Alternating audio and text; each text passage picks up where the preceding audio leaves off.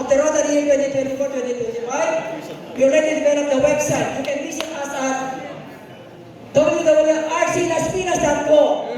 And our Facebook is also updated. RCLP, or Rotary Club of Las Piñas. Second, TRF.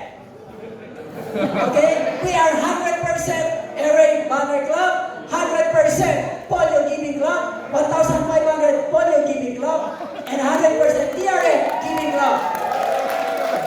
We have one major donor. We have 5 Paul Harris fellow match and 5 Polio Plus Society member. And just 2 weeks ago, we have 1 Paul Harris Society member already. And the club already achieved an average of $500 per capita.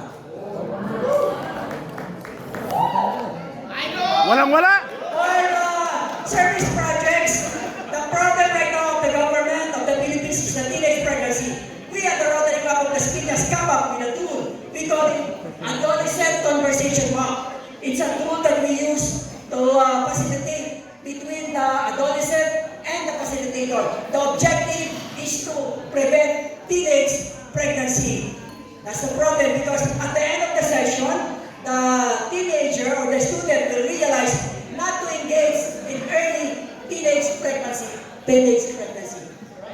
And now, we already delivered a copy here to Sorsogon East Elementary School.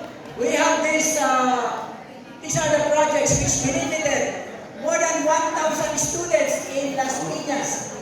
Alright? And for the Discord,